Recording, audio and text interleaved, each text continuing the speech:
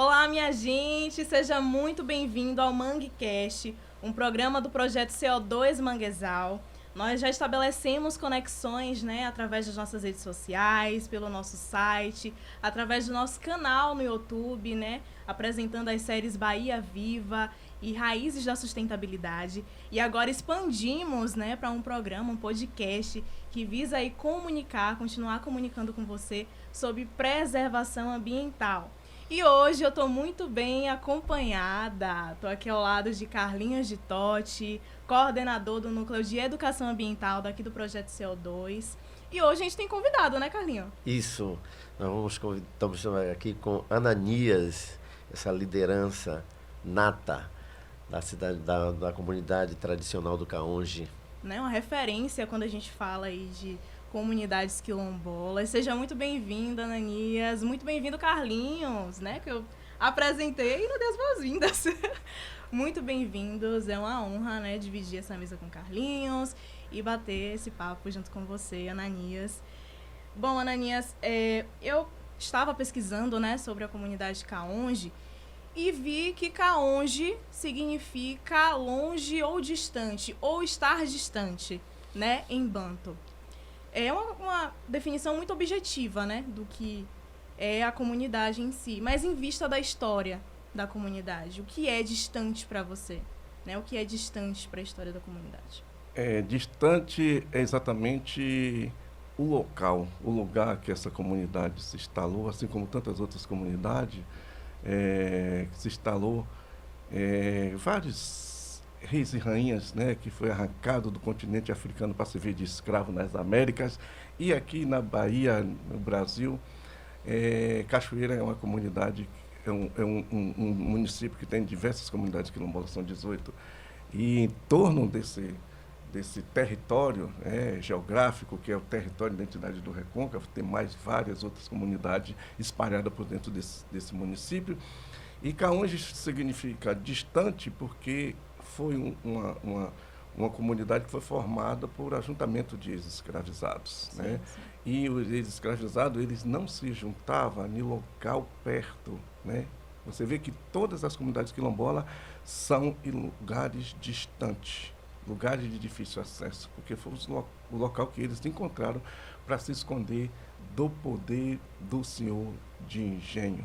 Mas eles sempre ficavam assustados, porque tinha o capitão do mato que estava o tempo todo, 24 horas, procurando eles. Então, isso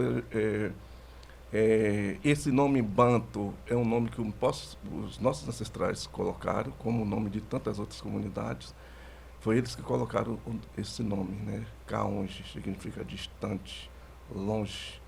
Foi um lugar que nos encontramos e continuamos lá até hoje. Só para contextualizar, Caonde é uma comunidade tradicional, mas ela fica perto de nós, ou seja, perto do coração, dessa intricidade que tem as comunidades tradicionais, e fica no município de Cachoeira. Santiago do Iguape, não é isso? Exatamente. Fica no município de Cachoeira. Cachoeira a gente chama de Bacia e Vale do Iguape. Bacia, porque você vai sempre descendo, se torna uma bacia. Vale, porque são 18 comunidades que ficam dentro desse vale. E Iguape significa água em abundância. É um nome, inclusive, indígena. Essa região teve muitas aldeias de índio. E naquela região, só de Cachoeira, no governo de Mendes Sá, foram dizimadas 90 aldeias de índio. Então, por isso que tem esse nome Banto, esse nome africano e esse nome indígena, tudo junto da Bacia e Vale do Iguape. A natureza acho que foi pródiga, Larissa, nesse ambiente, porque é o seguinte, o Rio Paraguaçu, que nasce lá na Chapada Diamantina, ele percorre 600 quilômetros, e quando ele chega no primeiro vale, ele deságua na Baía do Iguape, nesse lugar grande. Então é um ambiente estuarinos e que já faz parte da Baía de Todos os Santos, que os índios chamavam de Quirimorê. Isso. Você pontuou que foi a junção de ex-escravizados, e a gente pode considerar, conseguimos compreender que também indígenas nesse Sim, território? sim, sim. Ergueu esse quilombo? Exatamente. E os indígenas davam muita cobertura aos ex-escravizados, né, para fugir do poder do senhor de engenho, mas os indígenas também foram escravizados pelos senhores de engenho. Sim, sim, sim. E não, então é exatamente por conta desse processo que eles tocavam fogo nas aldeias de índios, e mataram também muitos quilombolas nesse processo. E uma outra coisa importante é que esse rio Paraguaçu aqui, essa BTS, essa Baía de Todos os Santos, que é a mãe do Brasil, os navios negreiros, passaram vários navios negreiros por essa Baía de Todos os Santos, né? Então era uma estrada que só tinha água, porque não existia estrada terrestre, né? A estrada era água. Então, vários navios negreiros veio para cá, para essa região. É por isso que tem diversas comunidades, em Cachoeira, em Maragogipe, que fica nas margens dos rios, nas pernas dos manguezal, né? Então, foi exatamente por isso. E esses senhores de engenho, eles construíam os seus engenhos e as suas casas grandes, as suas igrejas em frente ao mar. Em frente ao mar, porque eles vinham e saltava e ia diretamente para a Casa Grande, diretamente para os engenhos. O Paraguaçu era o palco na época, né? E isso, palco de tudo. Inclusive, Larissa o Ananias pontuou uma coisa muito grande, muito, muito importante, né? Quando ele fala dos navios negreiros, mas na realidade a BTS, Baía de Todos Santos, foi posterior. Na realidade, quando se descobriu o Brasil, as pessoas não sabiam, então trouxeram uma expedição um ano depois, chefiada por Gaspar de Lemos, mas Gaspar de Lemos veio assessorado ou como nome, comandando essa expedição era um italiano, que era o Américo Vespúcio. E adentraram essa Baía Quirimorê dos índios no dia 1º de novembro de 1501. E aí, como em Portugal dava-se nome ao Dia do Santo, se comemora nesse dia também em Portugal Dia de Todos os Santos, e era 1º de novembro de 1501. Então eles nominaram de Baía de Todos os Santos, mas os índios sempre chamaram de Quirimorê, que é esse mar grande interior. Olha só, então quando a gente fala dessas comunidades, né, quando a gente fala de BTS, estamos falando de uma grande referência, né, para a nossa história, cultura e construção também, para nós enquanto povo, né, enquanto sociedade. Dentro da comunidade se destaca, Ananias, a economia coletiva, né? E aí tem esse grande destaque a moeda sururu, que é a moeda de troca social, né? Exatamente. Mas para a gente ter uma moeda, né, uma moeda por nome sururu, sururu é um potencial muito grande no manguezal, e a gente fez homenagem às marisqueiras. Mas antes disso, já tinha uma moeda social. A gente já tinha uma moeda social que era desde a época dos nossos ancestrais. Logo após a escravidão, deixaram eles totalmente abandonados, sem saúde, sem educação, sem saneamento básico, sem sustentabilidade, sem nada. E ele teve que se reorganizar de forma coletiva para a sua sustentabilidade. Então, como eles não tinham dinheiro, eles tinham a moeda de troca. Tu tem a farinha, eu tenho o peixe, vamos trocar. Isso é uma moeda de troca, né? E a gente se baseou nessa moeda de troca para a gente criar um banco comunitário. Mas não se cria banco comunitário sem organização coletiva, não se cria nada em comunidades, quilombola ou qualquer outra comunidade, sem organização coletiva das próprias comunidades. Então, a gente, como tem 18 comunidades quilombola lá em Cachoeira, a gente criou um conselho, que chama Conselho Quilombola da Bacia e Vale do Iguape. Esse conselho é formado por 8 representantes de cada comunidade. Eles têm que fazer uma eleição na sua própria comunidade, tem que ter, no mínimo, 75% da comunidade dentro dessa reunião para eleger seus representantes. E tem uma regra, né? Se tiver um homem, tem que ter uma mulher, se tiver um jovem, tem que ter um idoso. E as reuniões são rotativas, cada mês em uma comunidade diferente, para todo mundo conhecer a realidade de todos lutarem pelos mesmos direitos iguais, porque a gente não quer que uma comunidade se desenvolva e a vizinha fica sem se desenvolver. Então, a gente conseguiu formar esse conselho, e esse conselho foi formado em 2002 e tem reuniões todo final de mês. O último domingo de mês tem reunião nas comunidades, reunião rotativa das comunidades. E a partir daí a gente criou regras, várias regras. Formação política foi uma dessas regras. Tem que fazer formação política para todos, inclusive para a liderança, para a comunidade, formação política que vai na linha da libertação. E aí a gente criou outras regras, né? A gente disse, vamos formar núcleos produtivos dentro dessas comunidades quilombolas. Por quê? Porque a gente identificou que foi vários anos, dentro da época da escravidão, ninguém conseguiu mudar de vida. Mas, Ananias, me fala aqui, como é que funciona? Ela tem uma moeda visível, material própria, e ela é reconhecida no mercado com valor de troca, ou seja, nós usamos a nossa moeda pelo Banco Central, tá? Sim. Então nós temos R$1 aí.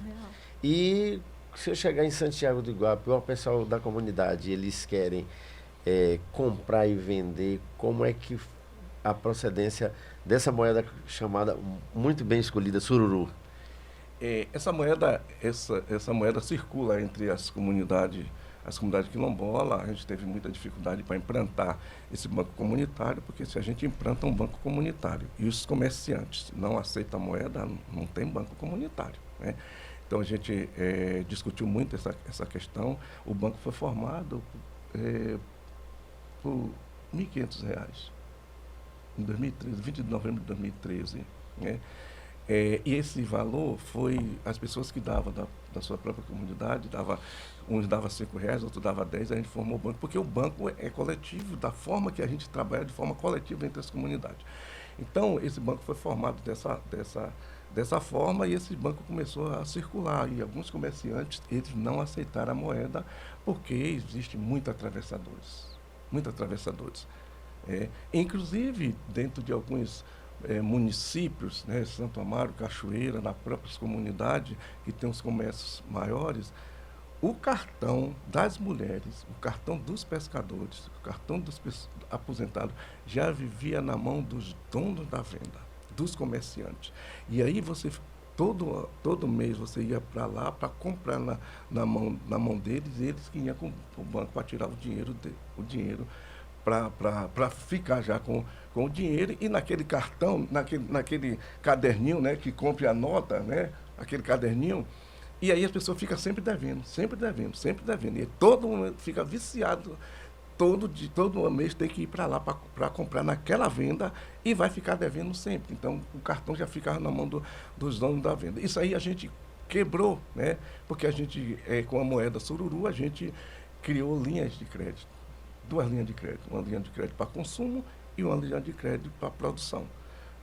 Para consumo é aquelas pessoas que falta um bujão de gás, terminou o gás, falta uma cesta básica, um remédio, vai no banco e toma a moeda, e a moeda circula em diversas comunidades. Antigamente, essa moeda, ela circulava dentro das comunidades, e os comerciantes, eles iam trocar todos os finais de semana, porque tem material, produto que eles têm que comprar fora para vender. E a moeda só circula lá dentro das comunidades. Então, eles iam trocar a moeda social pelo real. Hoje não. Hoje os comerciantes todos adotaram a moeda social, e a moeda social circula como circula qualquer dinheiro, né, convencional dentro das comunidades. Então isso é importante, porque empodera a comunidade e cria a economia circula, porque antigamente as pessoas falavam o tempo todo que não circula nada, não circula recurso nem nada, e hoje a economia circula dentro dessas comunidades. A gente teve muita dificuldade na discussão sobre bancos comunitários a nível nacional, porque o Banco Central não queria aceitar essa moeda, mas aí tanta articulação que teve, e aí acabou o Banco Central aceitando essa moeda. Então essa moeda é legalizada pelo Banco Central, e isso é importante, que faz com que a moeda circule dentro das próprias comunidades. Destaca, né, a importância das comunidades ribeirinhas, né, para a economia da nossa BTS, da nossa Baía de Todos os Santos. E falar de economia, falar do sururu, falar desse ecossistema, né, que cerca o Caonde, é também falar sobre preservação ambiental. E aí eu gostaria de que você comentasse com a gente se existe dentro da comunidade Caonde atualmente algum impacto ambiental severo. Assim, quando eu falo em comunidades. Quando eu falo a nível municipal, eu falo comunidade. Quando eu falo a nível territorial, eu falo comunidades. Quando eu falo a nível estadual, comunidades. Quando eu falo a nível nacional, é comunidades. Então, eu falo sempre comunidade. Eu não foco muito só no Caonde, porque a gente trabalha com diversas comunidades. Sim. Comunidades quilombolas. E, às vezes, caso até ciúme, né? E como eu não quero isso, né? Então, aí a gente fala muito na questão nas comunidades. A questão ambiental, isso é uma questão essencial para a gente. Às vezes eu estou lá, as pessoas dizem assim, você mora em um paraíso. Eu digo, é paraíso mesmo. Mas se a gente não cuidar desse paraíso, a gente não tem. Então a gente tem que cuidar do que é nosso, a questão ambiental é muito importante, inclusive dos manguezal. Né? Então a questão ambiental é muito presente lá, porque a gente tem regra de funcionamento dentro de comunidade quilombola. Aqui não pode cortar nada, aqui pode plantar, aqui não pode, aqui pode criar, aqui não pode, porque a gente tem que ter esse equilíbrio. Né? Esse equilíbrio é essencial para a sobrevivência das próprias pessoas, das próprias comunidades. Então, o território quilombola é isso.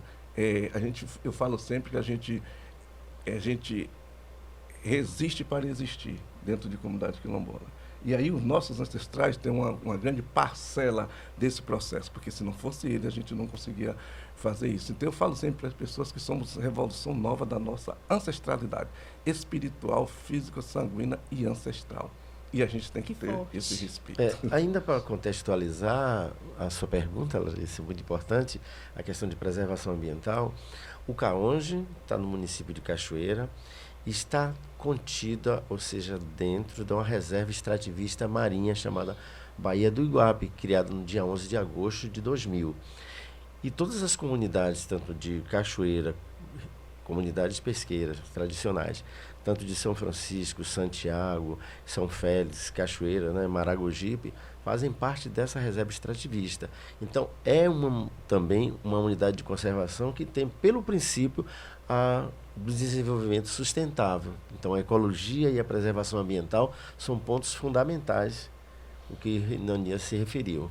É uma verdadeira construção, né, participativa, coletiva, de novos caminhos, né, que são moldados a partir desses saberes ancestrais para manter, né, de fato, a preservação desses ecossistemas, né, que cercam essas comunidades, vale ressaltar. Ananias, qual a sua visão para essas comunidades nos próximos anos? Sua visão futura com relação a Exatamente. elas? A gente já tem uma visão futura há muitos anos. Desde a época dos nossos ancestrais que a gente luta pela visão futura. E a gente está dando continuidade àquilo que os nossos ancestrais disseram para a gente. Cuide disso aqui, que é de vocês. É vocês que vão tomar conta disso aqui.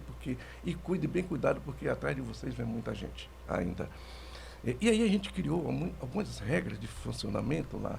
Por exemplo, lá a gente opinou que não se investe 10 centavos no individualismo. Quem quiser trabalhar em sua roça, no fundo de sua casa, de forma individual, não tem problema nenhum.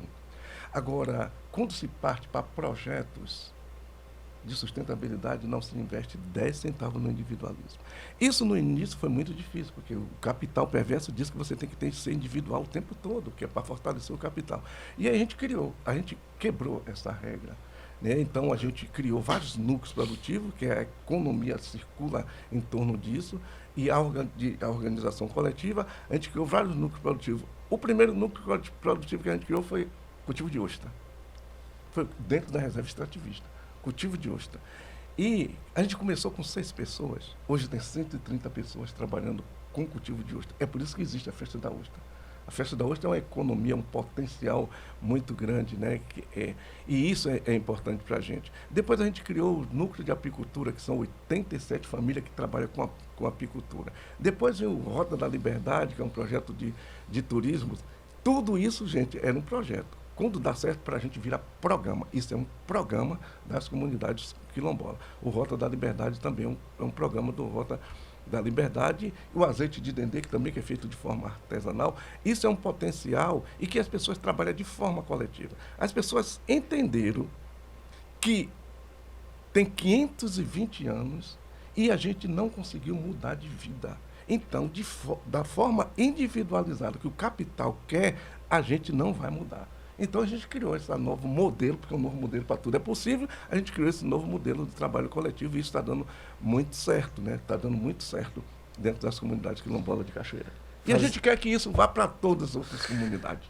Fazendo ênfase ao que Nanias colocou, eu lembro bem que ele é um conselheiro da Reserva Extrativista Marinha, Baía do Iguape, e o conselho é deliberativo, e a comunidade do Caange deliberou que faria um projeto piloto.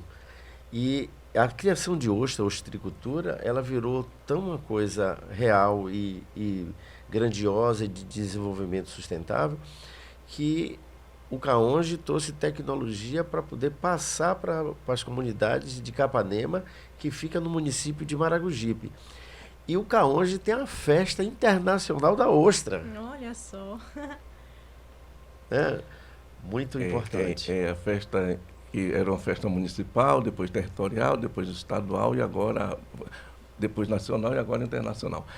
Isso aí é para a gente falar para o mundo que a gente tem modelos. E que o mundo também pode pegar esses modelos, né? Que é um modelo de sustentabilidade. A festa da ostra é um negócio, gente. Se for para fazer festa por festa, a gente vai para festa em qualquer lugar. Mas a festa da ostra é uma festa de negócios. São várias pessoas que vão para lá para fazer negócios. E a gente tem a Feira de Economia Solidária, né, que era a feira estadual, agora virou uma feira nacional, porque são vários empreendimentos que vêm de outros estados para participar da feira. E eu vou dizer uma coisa para vocês. A moeda social, no período da festa da ostra, o banco se instala lá na comunidade, Caonde, se instala lá. E a economia circula tão forte, as pessoas quando chegam na entrada da festa, vai diretamente para o banco fazer o câmbio, diretamente. E aí quando a gente foi fazer um levantamento, né, de quanto circulou de moeda social, foi 490 mil reais. Que circulou de moeda social dentro da festa da ostra, as pessoas comprando, trocando, fazendo câmbio. E todos os empreendimentos recebem a moeda social. Isso é a economia circulando dentro da própria comunidade. E a gente precisa que isso seja espalhado para vários lugares. Tem várias pessoas de diversas partes do mundo que vêm para cá saber como é que funciona esse negócio. A rede de televisão vem saber como é, jornal, famosos vêm saber como é que funciona isso, as pessoas vêm saber como é que funciona isso, porque a gente precisa ter um novo modelo para tudo. E esse modelo está chamando a atenção porque a gente está exportando metodologias que é importante para o desenvolvimento de qualquer comunidade. Isso que a gente faz dentro de comunidade quilombola, a gente pode fazer dentro de comunidade pesqueira, na favela, a gente pode fazer em qualquer lugar. Agora, tem que ter organização coletiva. E primeiro quem tem que se organizar são as pessoas da localidade. Depois de se organizar, as pessoas chamam parceiros para ir ajudar. Mas o primeiro passo quem tem que dar é a própria comunidade. Mais alguma pontuação, Carlinhos? Eu adoro esse modelo. É um modelo, como dizia Tiago de Mello, eu não tenho um caminho novo, o que eu tenho de novo é meu jeito de caminhar. Então o Caonge é um exemplo, a Ananias é uma liderança, a Ananias é uma referência, e o seu povo, essa gente que trabalha com várias faixas etárias, né? Vai no Caonge, você encontra trabalhos de educação ambiental para criança, para os adolescentes, para os adultos, o pessoal da melhor idade. Então, é uma efervescência de conhecimento e, primeiro, o conhecimento sempre cabe na nossa cabeça, por mais que você traga, mas ele cabe. Essa caixinha cabe muito, muito conhecimento. E esse conhecimento muda as pessoas. E as pessoas, coletivamente, mudam o seu ambiente para melhor, de desenvolvimento sustentável, e um caminho que seja igualitário, que seja comunitário, que seja produtivo, que seja enriquecedor. Eu sempre digo no trabalho que quando você faz o que você gosta, todo dia é feriado. Gente, muito obrigada. Muito obrigada, Ananias, pela sua presença, pela sua participação aqui. Foi bacana demais conversar com você sobre as comunidades quilombolas e a importância, né, delas para a nossa Baía de Todos os Santos, para nós, né, como povo. Esses novos modelos, certamente, nós precisamos adotar, né, na nossa forma de viver. Agradeço também a Carlinhos, que participou muito que bem, né, desse papo. Para finalizar, eu gostaria que a Ananias, né, falasse uma mensagem pra gente. Eu quero dizer para todos nós, todos os ouvintes também, que está acompanhando esse processo, né, que a gente tem que esperançar. A esperança é a última que pode morrer. E para quem tem esperança, nada morre. A gente está em um processo contínuo de aprendizado. Ninguém sabe nada, né? Porque a gente está sempre aprendendo. E aí, eu queria que as pessoas escutassem muito, não ouvissem, escutassem. Porque quando você escuta, vai para a mente, vai para o coração e você coloca tudo em ação. Essa é a minha mensagem que eu dou para todos e todas, que um novo modelo é possível e a gente estamos construindo um novo modelo. Obrigada, Ananias. Carlinhos. Só vou dizer que quanto mais a gente ensina, mais aprende o que ensinou, dizia o Jorge Portugal. Muito, muito enriquecedor a nossa conversa. Muito obrigada, gente, pela participação. Muito obrigada a você que nos assiste, nos ouve. E nós aguardamos você nos próximos episódios. Esse foi o nosso MangueCast de hoje.